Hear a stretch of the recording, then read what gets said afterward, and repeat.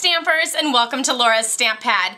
I know with the holidays right around the corner, there's going to be a lot of gift giving, whether it's to your friends, your families, your neighbors, or even teachers, or just a random stranger that you just like to give a smile to.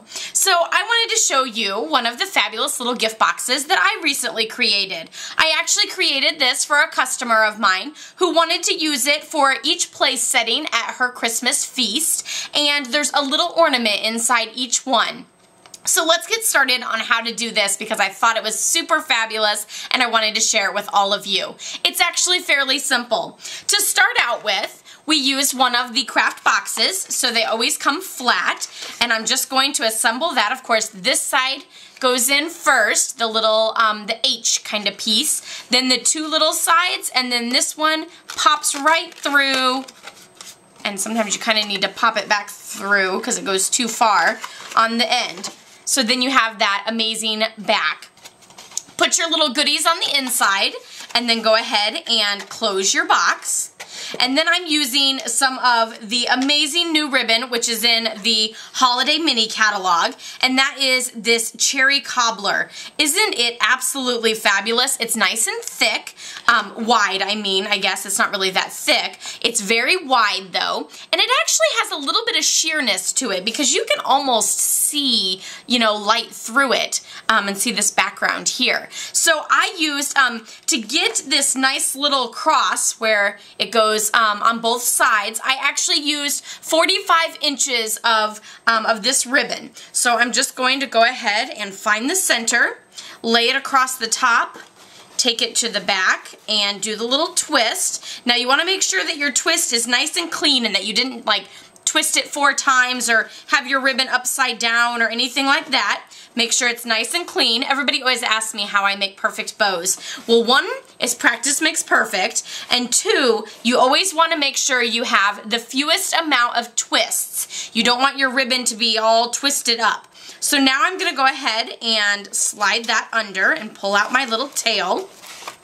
So again, you can see I don't really have a lot of twists here. I don't have this all, you know, bound up or anything. It's nice and simple and crisscrossed right there. And I'm just going to put my finger here over that knot because I'm not going to do a double knot because then it kind of makes for like a chunky bump right there. And I'm going to do the little bunny ears here and then cross them over. And again, you want to make sure that you're not doing a lot of twisting as you push your ribbon through to the other side. And looks like I might have lost my little ears here. There they are. So I'll pull those out and then pull tight. And now, of course, I have a little bit of unevenness, but that's okay. Just going to change that up, and then now we have a little bit more on this end. So we're just going to do a little diagonal cut there, and there you have your perfect little bow. Now for the greeting, I actually used this piece here. This is Crumb Cake, which measures 2 inches by 2 3/4, and it's perfect little scrap piece that I'm sure you have laying around because I know I had a ton of little pieces. And then I'm going to use my scallop tag topper punch. So I'm just going to slide it in and punch right down. And now you have that adorable little tag, which also has the little hole for you to attach with your ribbon.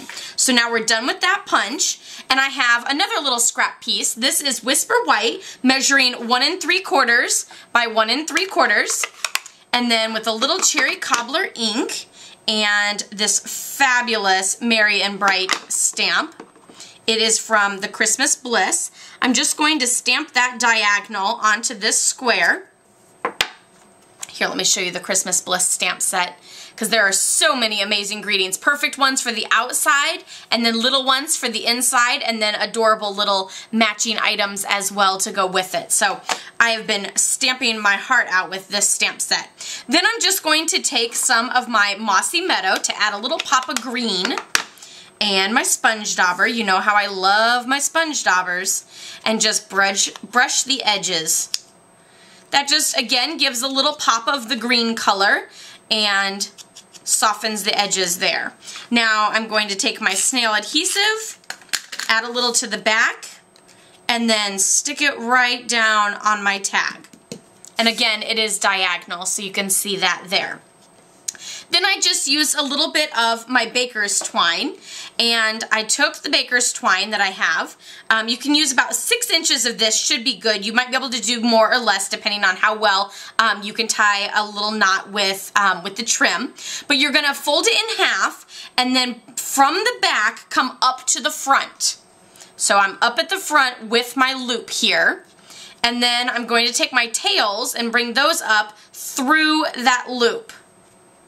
So let's see if I can show that. You can see that the loop is there, and I brought the tails up from the back up through that loop, and then just kind of pull tight, and I kind of arrange the ribbon to fall right into that little notch right there. So then you have that adorable little piece there. And now you can tie this to your package.